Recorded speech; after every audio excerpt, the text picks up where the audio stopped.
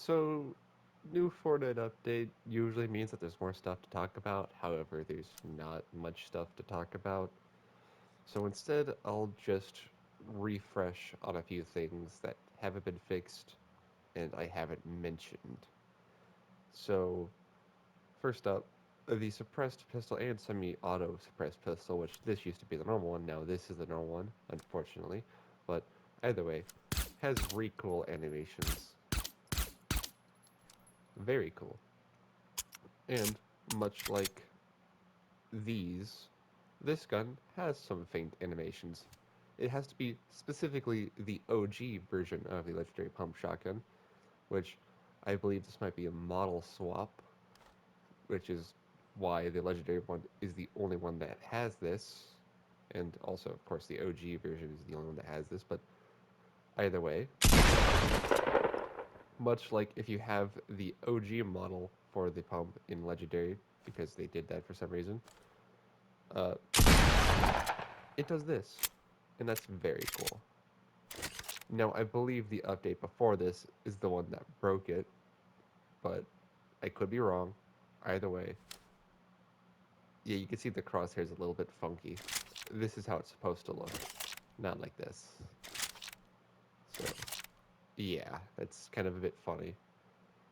Hopefully they fix this at some point, because I really do like using the... It should be called the modular Reaper Sniper Rifle, but, you know, they like to be weird for some reason. So, yeah, everything's fine and dandy with it normally, but yeah, and nothing has been fixed with the other weapons. There is one new thing though, with if you're in first person and you look down and constantly swap the gun, you do have a chance to just look into a different direction, which is very funny. So, yeah, that's about it for this part of the video. And before I potentially get on to another part of this video, I want to point out that I can't use the sprint button anymore while flying, and I am just permanently on phase, which kind of bothers me. But I do want to mention something, and it's about the Ferrari. So the wheel positions are indeed correct. They are supposed to faintly jut out like this. But the wheel sizes, I believe, are a little bit too big than their Rocket League counterpart, so that's a bit unfortunate. However, I'd like to point out the great texture is okay in the in-game model, at least mostly for the side intakes, because that's how they're supposed to look. They just look really low res for some reason compared to everything else on the car, so I don't understand why they're low res. And the front air intake has smaller holes for some reason. I don't know why it looks different compared to its in-game locker counterpart, but the actual usable in-game model has these textures and they're low res. So hopefully they can fix this, because when I segue into another part of this video, I will mention something that, you know, shows that they have these textures in the game already, not only because they already made this model for Chapter 2, but because a lot of other car bodies use this. So, yeah. And so, now with this part of the video, yeah, this is how it's supposed to look in Rocket League. I, I don't remember them jetting out like this on the back, but maybe that's just me. Either way, it's correct to how it's supposed to appear in Rocket League, so this is perfect. No bugs, no issues. Let me correct myself on it. However, that is the proper grading texture that the Ferrari should be using in its air intakes. And also, the McLaren air intakes, well, the McLaren Senna's air intakes use that texture. So, that's kind of funny. Ferrari has just, for some reason, unique textures to it, or at least just uniquely bugged textures. So hopefully they can make the in-game locker reflect the proper appearance that it should be, and also fix the textures for the front air intake to be the proper size, because That's not how it looks in real life, nor in Rocket League. So now the only remaining bugs are the Nissan's wheel positions, which, again, I don't mind because it's an old Rocket Pass car, so that's the whole entire reason why. Because I don't expect them to fix it, but they did fix the trim coloration properly, so now you see more blue rather than just the window trim being black for some reason. But either way, for someone who does care, and because I also still do like things appearing one to one in Rocket League, the wheel position is still not correct for the Nissan Fairlady, and also the headlights. You can faintly see the glass texture when you look at this direction, or that could just be the light itself. But either way, you can only see the shine. When you look at it dead on, you don't see any glass, which I find kind of weird. So hopefully they do fix that for both the RLE version and, well, I'd like to show you it actually. Both the RLE version has this. Well, actually, the glass texture looks a little bit better here. No, I think it even has the glass texture actually. I think the wheel positions are fine. So that's kind of funny that the base body is the only one that gets all this unfortunate. Yeah, the glass textures are here. I think they fixed the RLE version, but not the base version. I find that funny. So it's just that, and then the Corvette ZR1's wheels, of course, on the front being faintly jutted out. So that's really about it for cars. Now, even though I'm using Volpez, Phoenix's kicks compatibility is still not as good as Volpez's, and even then, it's not really the best either, but that's just because of how they handle shoes. And, perfectly enough, I want to talk about some things that I have problems with in Fortnite. And Kai Cenat's bundle has the big main three and some smaller gripes, and one thing that's not really his fault, but more Epic's fault. I mean, to be fair, they're all Epic's fault, but it's, not necessarily attached to his bundle specifically. That's just a thing that they do, but a lot of these that are attached to his bundle are problems in general. So I don't know what I'm saying. Either way, he's got like 4, 5, maybe good examples of things that are problems with Fortnite.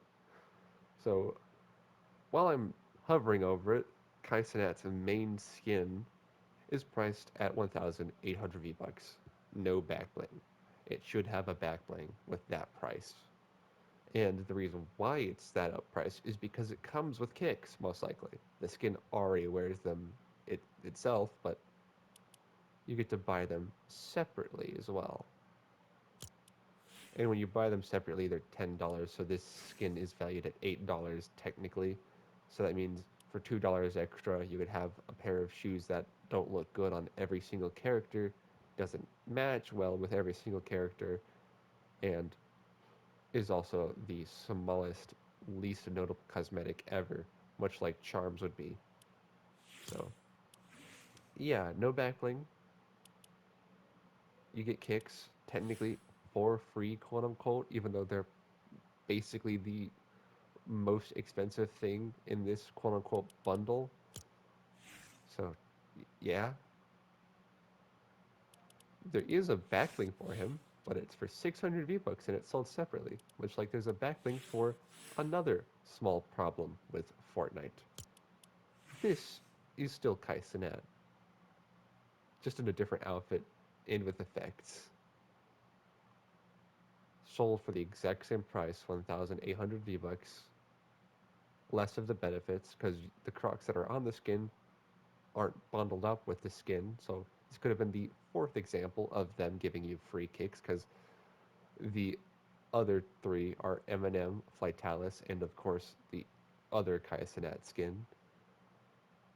And it could have been the fifth if we included Outlaw Midas because they just really refused to put kicks in the Battle Pass. So, yeah, same thing. So if you want both skins and both backblings to match those variations of skins, you have to use 4,800 V-Bucks. Sure, you could get the whole bundle for that price, but all you're getting in the bundle is everything listed. You just get two pickaxes, the emotes, and a wrap, which technically is valuable, but say you don't want the pickaxes, you don't care about that, or the emotes. Well, you get them for free, I guess, for a slightly less price than buying both skins with both backlings, but I feel that kind of scummy anyways. Now, to the next problem, and this is more of a Rocket League and Fortnite problem, but for the Mercedes AMG GT63S, it comes with a Kaisenet decal. This decal is cool, don't get me wrong, minus the caution tape, but that's part of his thing, I guess. Either way, it's the fact that it does exist. No basic decals. You technically get one, but this is like the most faintest one. But again, the Dodge Charger, like Hellcat, has a similar decal like this. So not only is it $25, no basic decals, Kaisenet, meaning we could have gotten this car sooner and probably a little bit more customizable potentially. But no, they have to bundle it up with someone because they don't want to give basic decals and also want to cater to those who have to complete the set and make their whole entire, you know, loadout based on the skin they're wearing. So yeah, that's pretty not cool. But this is a smaller problem. The bigger problem is the fact there's no basic decals and it's $25. Like, come on. You could at least make it 2000 like the Power Rangers BMW, which is the least offensive out of the big three cars that I feel are major issues because the Cadillac DeVille, which was in the shop earlier, 2,800 V-bucks, no basic decals. Wild. Also, I refunded it for the Ford Mustang because it was kind of more valuable because it was cheaper. And, you know, it's a Ford Mustang, Eleanor. So, yeah, but either way, they need to make the pricing like at least 2,000. I feel like a $9 up price is a bit much to ask, but it's only like $9, not 14, because 14 is way too much. I would prefer all the cars to be 1,800 because that makes a lot of sense. Because $7 you get to use them in two games and they're more customizable. So you know, would vaguely excuse the fact that you have to pay $7 more to get the car because I mean you use it in two games and they have to fully model an interior, you know, so it makes a little bit of sense. Before I get on to the other small gripe, uh, I do like to point out that they are making unique tread textures now for every single car, and I do find that very cool. I very much like that when they do that because you know every single exotic car used to have those Michelin wannabes, but either way, now I have unique tread textures on these wheels, so I will give them a W for one thing. However, this is a smaller gripe. It's not necessarily a problem with Fortnite. It's a problem with its cosmetics, and that's the fact that this is still a thing.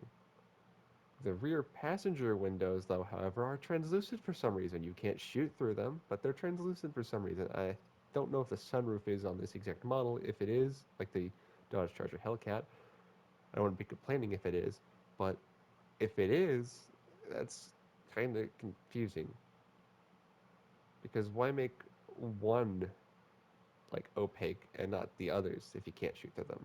It makes zero sense because why? It ruins the look of the car. So that's why they didn't do it for the sides, but they still did it for the back because screw you. But just make it opaque for the enemies, please. That would just be so much good.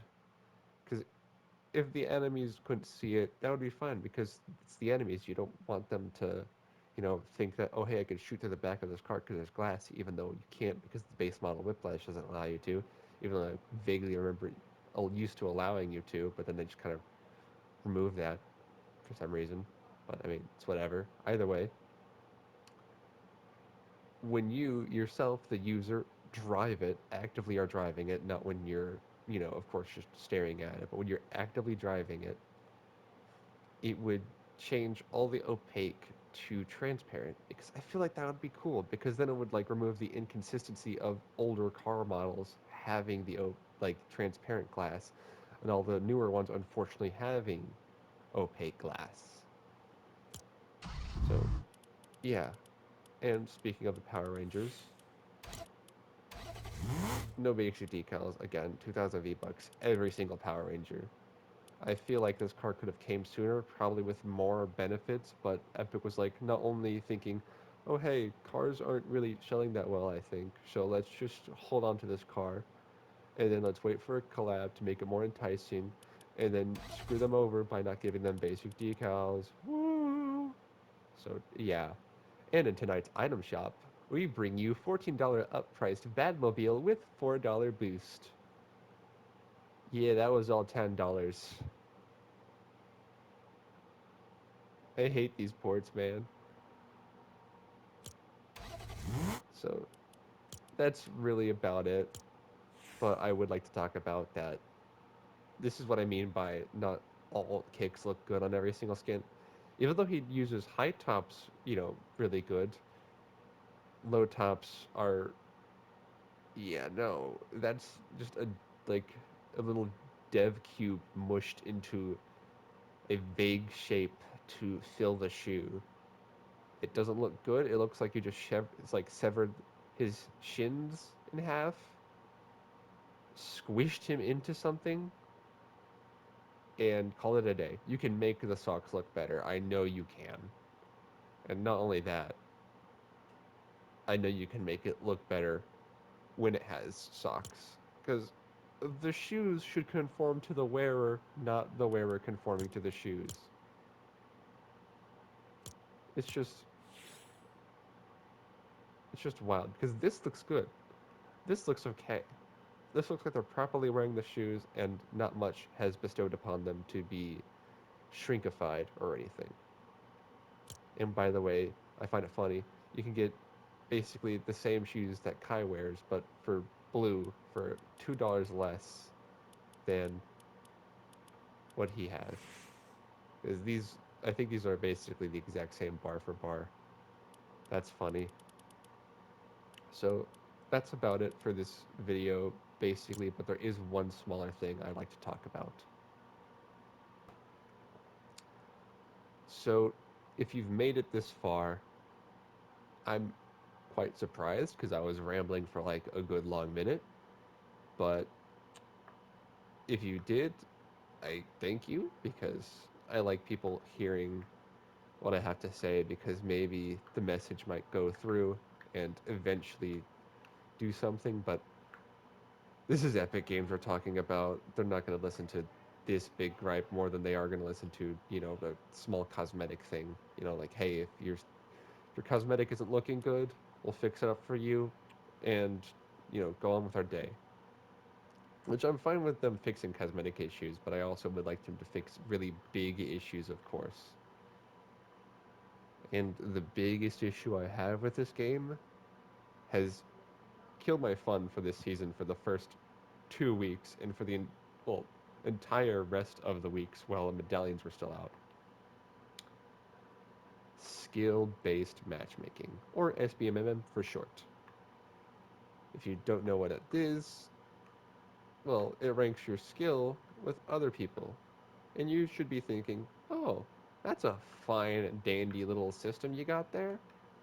That'll protect new players and, put people up with a challenge.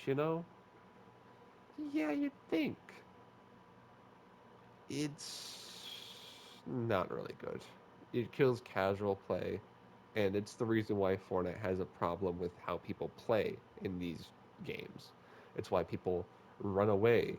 They don't reposition, they don't do anything, just straight up run away through half the map, and they constantly do that every single time they're losing an engagement just to die in 30th place and repeat that process over and over again, not getting any better, constantly dying, just running away. I don't know how anyone plays like like that. Seems it's fun. and why anyone would defend such a playstyle. Because it's not fun to play and not fun to fight against. It's a PvP game, bar for bar. Anyone who argues against that, go play like Stardew Valley or something. If you want to chillax in a game, just chillax. It's fine to chillax. There's nothing wrong with playing a calming game, but if you want to play a PvP game, you kind of play the PvP game to engage with the player versus player element. So I find that very odd. I don't know why people find it fun, but people do apparently. And while it would be fine if it happened like every once in a while, it happens quite a bit. Now, skill-based matchmaking has bred that problem because some people know that they won't ever get better, so they just choose to run for some reason. I don't really like that because I can't get better, and if I can't, kill someone who is running away from me or learn how to deal with someone like that, it doesn't make me any better either. I just lose a potential kill, and then they could come back and get the drop on me later, which is all they do. They try to be stealthy to get the drop on you. They don't even bother to just like, you know, come up against you. They have to get the drop on you, and if you notice them for any small second, they're gone. They won't engage you when you're staring at them. They'll only engage when you're not aware of them. But enough of that small gripe about how the community plays this game. SVMM is also flawed because I am not afraid to admit that I'm bad at the game, that the average skill level has raised so high for, the long years it's been playing this game. This game has been out since 2017, so not really saying much. I'm not average anymore. I'm probably quite below average, actually. And it's very unfortunate because the way I play this game means I can't have fun anymore. Because I have to be good. I have to be like playing like it's FNCS half the time. I have to try my absolute darn hardest. And when I win, sometimes it feels like a chore. I'm glad that I won, but it just at what cost? I felt like I had to do everything in order to get, you know, all the elims and all the like, just wait the way positioning I got there. Dying over and over again for 10 games. Oof, had to clear my throat. For over and over again for 10 games is not really fun. Placing 60th, 70th, 30th, 40th, 50th, and then for that one game that seems like it's throwing me a bone, where I get to top 8 and then die to someone who shockwaved to me and double pumped me because of course they brought back the double pump and made BR because everyone loves that exploit. Remember that exploit? We're writing that in. That's why people play OG mode, and that's why some of the sweats gravitate towards that mode because they refuse to adapt to the new level of Fortnite and want to go back to the simplistic level, much like the people who cared for the medallions this season don't want to play Quake or any other aggressive movement simulator and just would like to choose Fortnite to be their, little silly movement demon quote unquote thing. It's not really fun.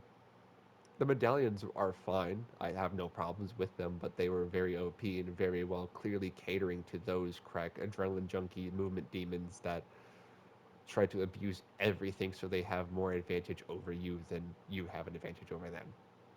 It was fun to play against those, and it was, well, not fun to play against them. It was fun to play with those medallions and use them, but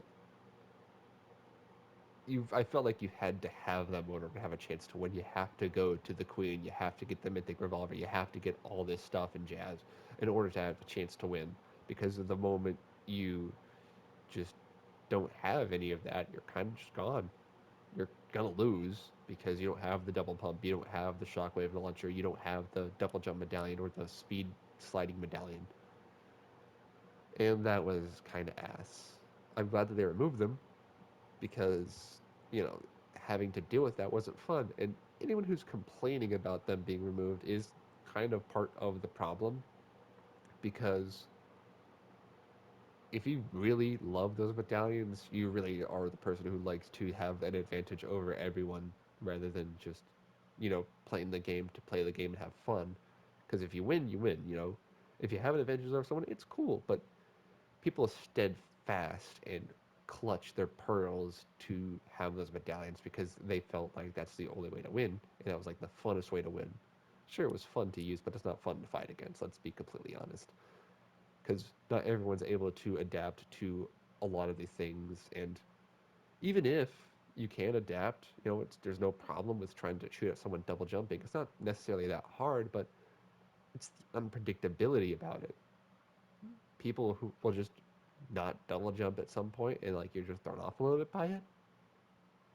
And then sometimes people will double jump every single chance they get, and by the time you figure out how to deal with them, you've already died because they have good weapons and you've been shot in the head multiple times because of course they have high ground while they're double jumping, so it's harder to hit their head, easier to hit your head. That's just the science of it. So yeah, it was really fun these first few weeks, and it's you can explain it by update night. Update night really does kill playing casual. You can't play casual on update nights because all the little like tryhards go into immediately adapt to it, so they can then carry out whatever they usually do. I find that kind of gross, but it's whatever. Because some people find fun playing, trying hardest, doing all this stuff, but it's really whatever. Sometimes I die because they're better than me. Sometimes I die because they're lucky. Much like when I get kills, sometimes I'm better than the player. Rarely. I can mostly get lucky, but sometimes I'm better than the player. It's just an endless cycle. I didn't have much proper fun this season because, even with the medallions removed, it still feels like there's some people out there who try their hardest to make this game feel like it's FNCS for a casual game mode, by the way. And it just doesn't let me have fun. So I did get to properly discern how fun this season could be because I needed to use the Wrecker revolver, the one meta weapon, and I needed to get the medallions. But now I don't have to get the medallions, I just have to get the Wrecker revolver, which is fine. Having a weapon be in the meta is less offensive than having a medallion be in the meta. One singular item that grants one person specifically the ability to have whatever is honestly slightly whack.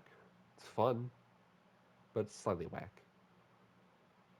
So that's really about it. Skill-based matchmaking has just not been fun, and I really hope they remove it, but they probably won't, especially while COD keeps having it, because of course they'll keep having it. It makes them money, especially in the way that they do it, which is the most rigged like system that I don't even know why people still play that game. But it's whatever. Either way, again, it's the end of the video. Well, actually, no. Before that, I played with a friend once who just downloaded the game.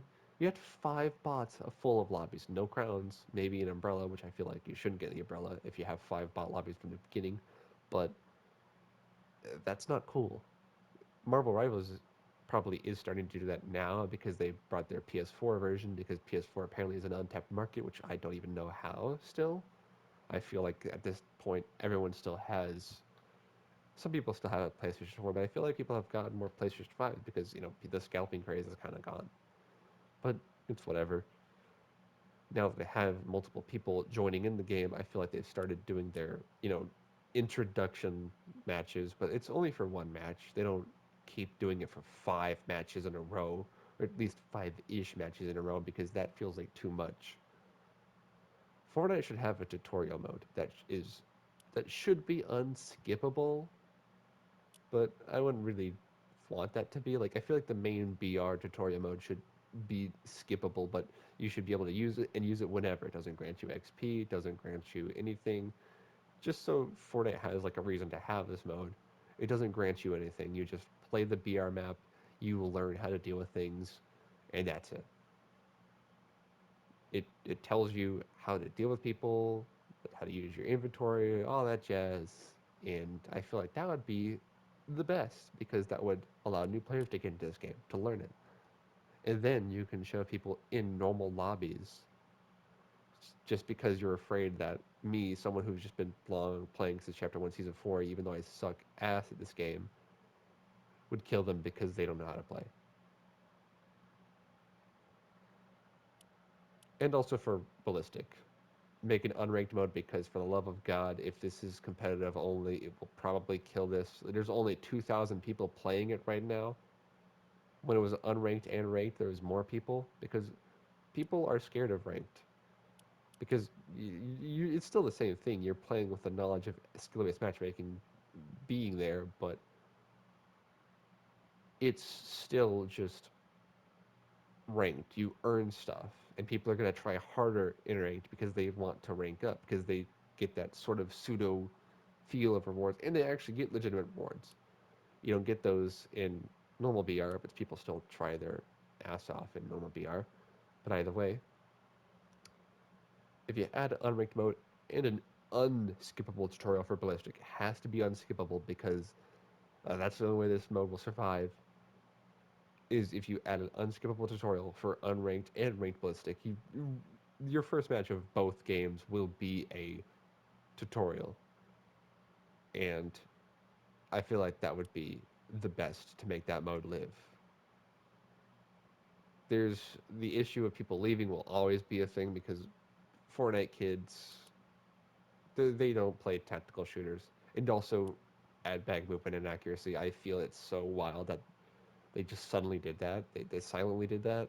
Might be a bug, but hopefully it's a bug because movement and accuracy is what made the one-shot headshot deletion feel a little bit more, both less, but more rewarding when you hit it, and also less likely to happen because even though RNG could still punish you for no reason, that's just going to happen in general. Let's be completely honest. RNG is just going to find a way to screw you over anyways. So move back, well, bring back movement and accuracy.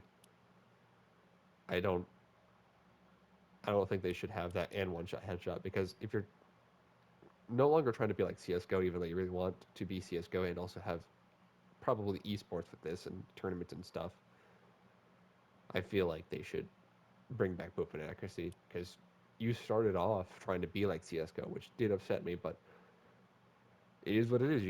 You have to remove both or keep both. You can't have one and remove the other because if you have movement and accuracy yet no one shot headshot, that feels wrong. If you have one shot headshot, no movement and accuracy, that also feels wrong. So you have to have a both to make those mechanics mesh well because you have to make it harder to hit someone to make it more rewarding and also, more survivable for some players because the moment they move, you have a chance to hit them because you're not moving.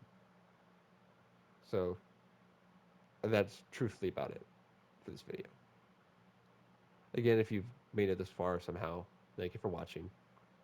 And also, before anyone comments, I'm level 2,000. I'm level 243 because I play Festival, Creative, and also a little bit of Ballistic, even though it was ranked exclusive, because it's still fun to play, even though I know that it's going to be kind of harder the more I, you know, rank up, and it's really easy to rank up in that mode. I'm not going to lie. Yeah, I'm not level 243 because I have 500 crown wins like some other people. I don't even think I have that much. So that's about it for this video.